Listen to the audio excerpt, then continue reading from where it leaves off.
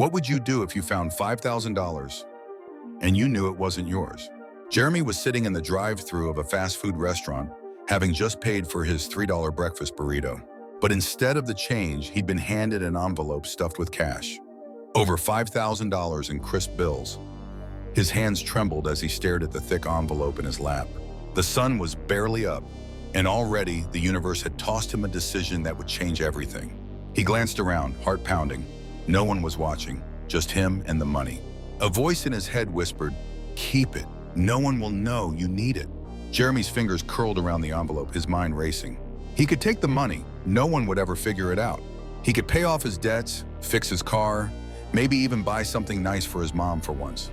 But then the thought hit him like a cold splash of water. What would Jesus do? Jeremy's eyes flicked to the passenger seat where his Bible sat open.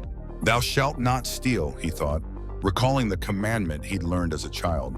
His breath hitched. He wanted to believe that God would forgive him.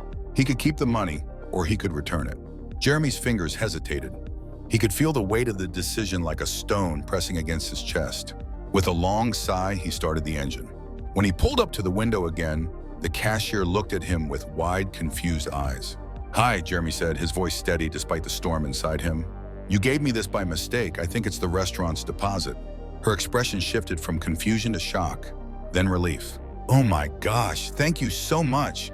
You have no idea how much this means." She looked down at the envelope in awe. Jeremy nodded, trying to swallow the lump in his throat. "I just couldn't keep it. I couldn't do that." A few hours later, the manager called him. "I can't believe you returned it," the manager said, his voice filled with gratitude. "We've been in a tight spot this week, and if we'd lost that deposit, well, I don't even want to think about it. As a thank you, we're giving you $200 and a voucher for a month of free food." Jeremy was stunned. His stomach fluttered with a mix of disbelief and joy. It wasn't just about the money. It was about doing the right thing, even when no one was looking. That night, he posted the story online, sharing a picture of the voucher and a simple message. "Did the right thing today, returned $5,000 by mistake, and here's what happened." Within hours, the post exploded. Strangers sent him money. Messages flooded in, thanking him for his honesty and encouraging him to keep sharing his story. Some even called him an inspiration. And Jeremy realized something he hadn't expected. When you make the right choice, even when it's hard, God has a way of rewarding you. Not always immediately, but in ways you can't always predict. As the night drew to a close, Jeremy sat at his desk, reading the flood of comments on his phone. His heart was full, not just because of the kindness of strangers, but because for the first time in months, he felt like he had done something right, something good. His gaze shifted to the Bible on the corner of his desk. He opened it to Luke 16:10, where the words stood out in a bold black ink.